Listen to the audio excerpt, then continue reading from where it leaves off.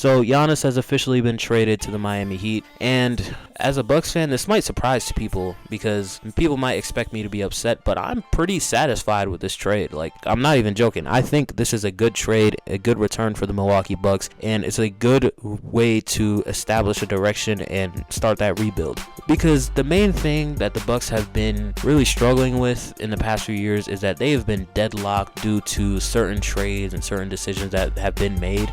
And because Milwaukee isn't this insane free agent destination, like, we're not going to get any stars to come to Milwaukee, the best way to get good players on this team is to trade for them. And we leveraged a lot of first round picks for guys like Drew Holiday and Damian Lillard, and we ended up having to trade very integral pieces on our team like Bobby Portis, Chris Middleton, Drew Holiday, guys that helped us win a championship. We ended up having to trade those guys because of salary, because of the second apron, because we needed our draft capital.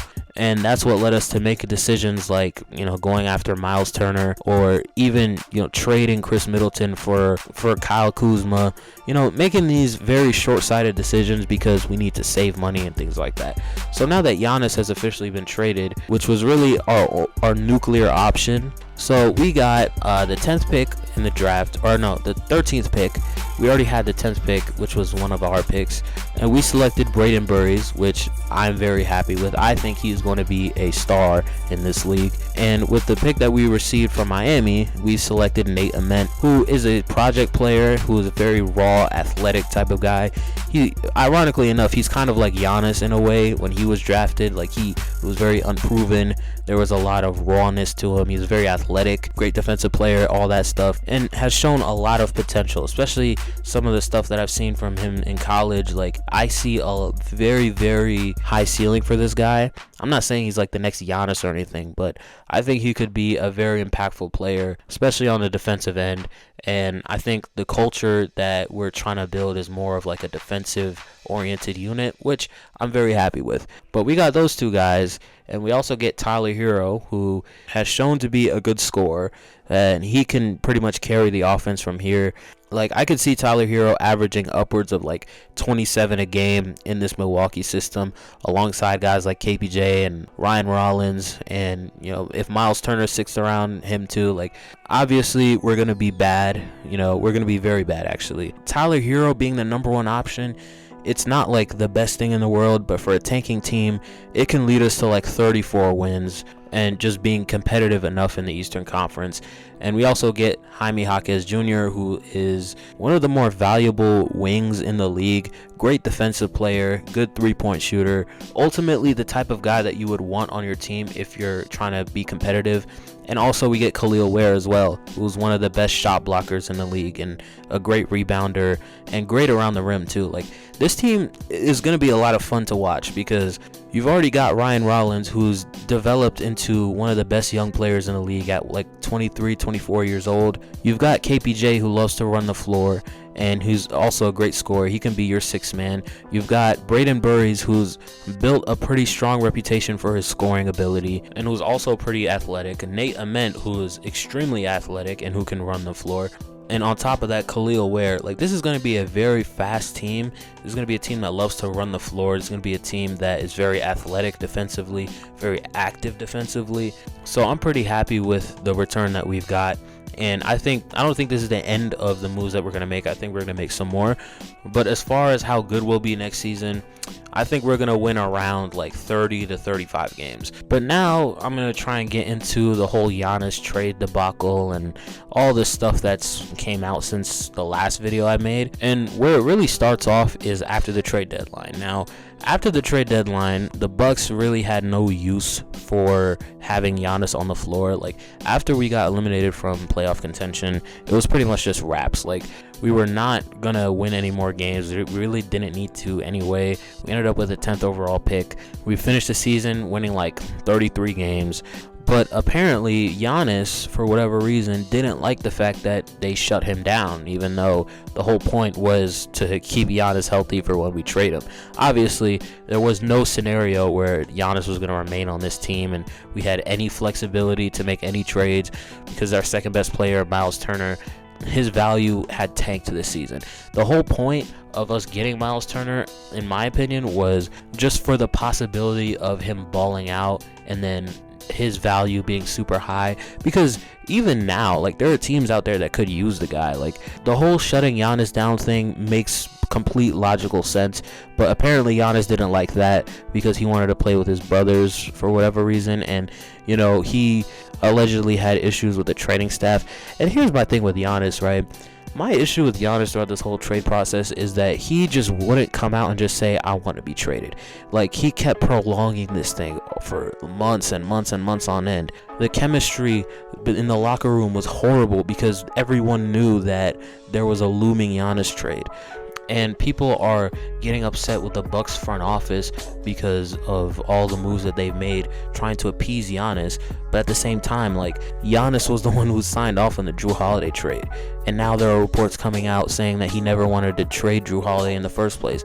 But then there's also reports coming out that's saying that, trading for Damian Lillard is what started the dysfunction in the locker room. Like, there's so many just conflicting reports when it comes to Giannis. It's like there's no consistency with it. And the thing that really irritated me is that he was trying to keep up this good guy image. Like, it was similar with Damian Lillard too. Like, Damian Lillard became the face of loyalty in the NBA, and he was trying to kind of keep that brand up going for himself, even though it was to his detriment, because he could have been in a winning situation a lot sooner in his career if things would have worked out better. But that things just didn't work out that way.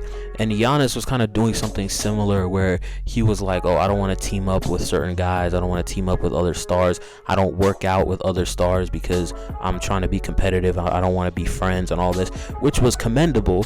And the thing is, Giannis has a ring on his resume, so he's not going to get the loser label that other guys like Damian Lillard and Russell Westbrook and these guys get, because at the end of the day, he won a championship and he delivered on his promise to the city of Milwaukee.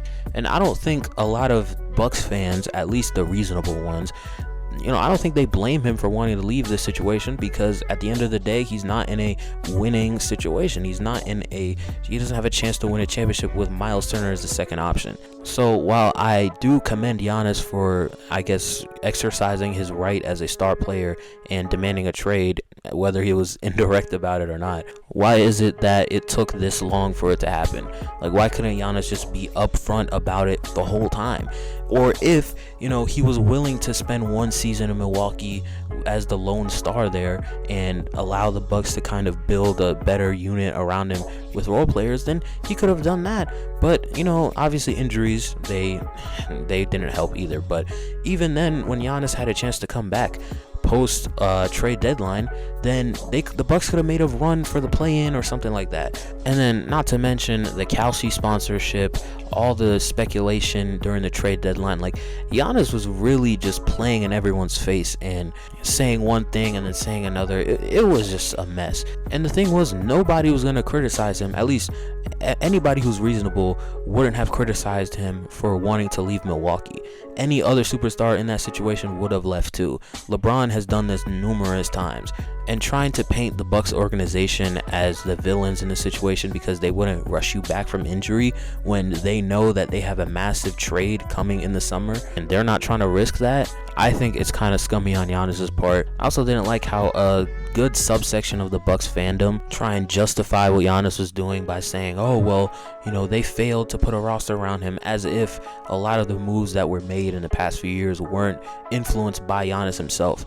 Like, say what you want, obviously these moves were made in anticipation of Giannis wanting out, but at the same time, Giannis, he's the one who pushed for the Bucks to fire 3 head coaches in 4 years. He's the same one who pushed for the trade of Jrue Holiday, the Damian Lillard trade.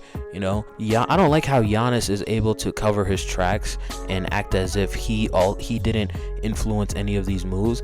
And when he wants out, it's, player empowerment, this and that, right? Like, it's the same criticism I have with LeBron James. Like, LeBron, when it comes to his influence in the front office, people like to downplay it when it's convenient and then also acknowledge it when it isn't convenient, right? So, for example, if the Lakers make a really smart trade and let's say reports are saying LeBron James signed off on it and he was pushing for it, then people will say, oh, LeBron, he saw the vision or whatever.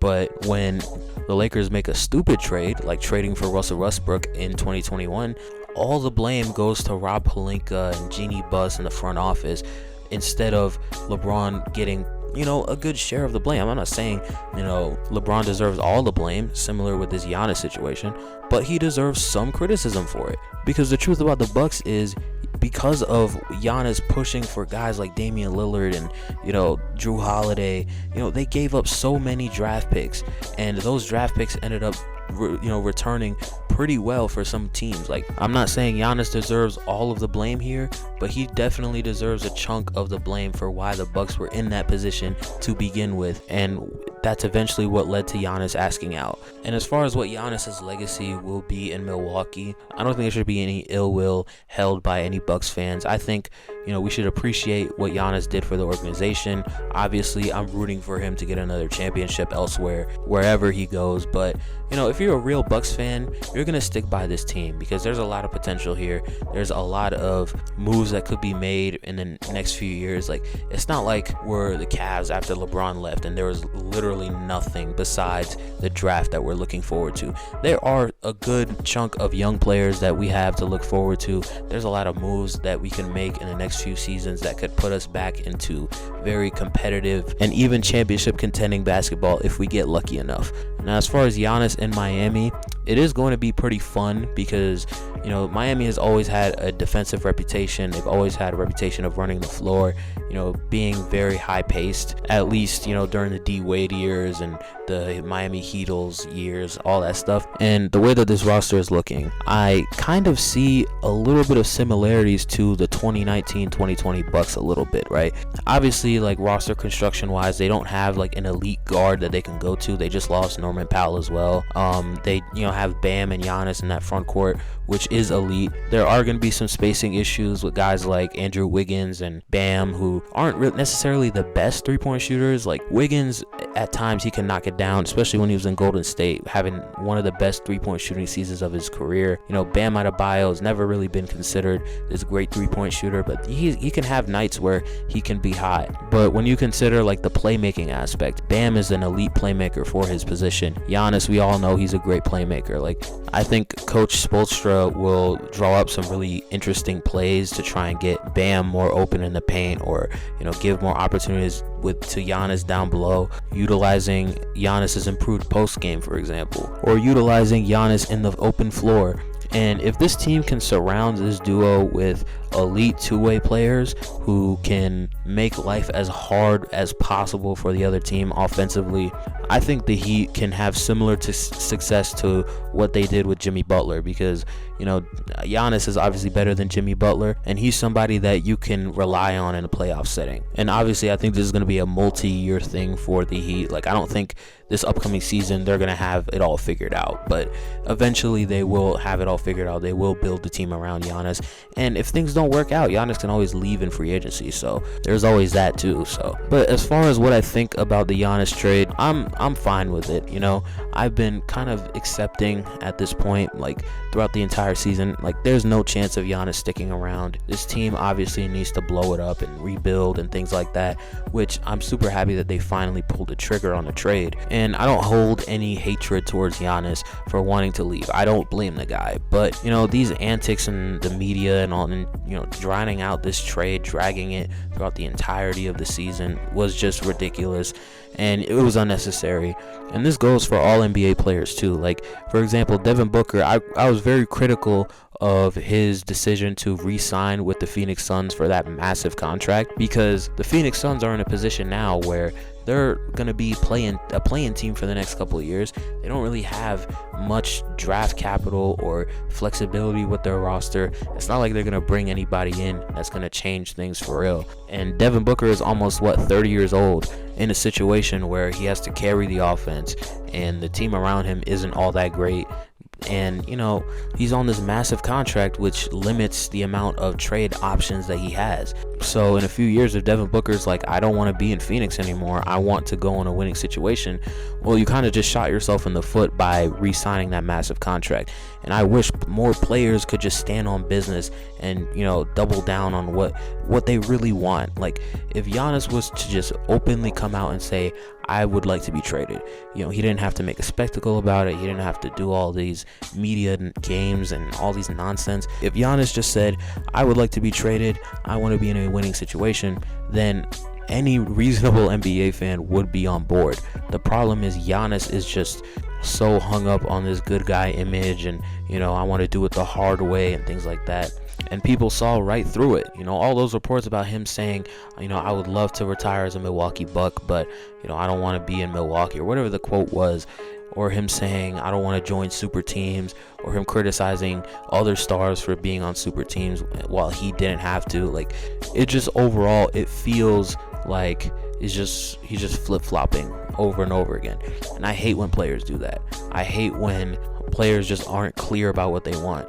Like Jimmy Butler, for example, when he requested a trade out of Minnesota, he was clear in saying, I don't want to be on this team. I can't win with this team, so I want to trade. Now, yeah, he was pulling off a lot of these antics and, you know, a lot of his media like drama or whatever.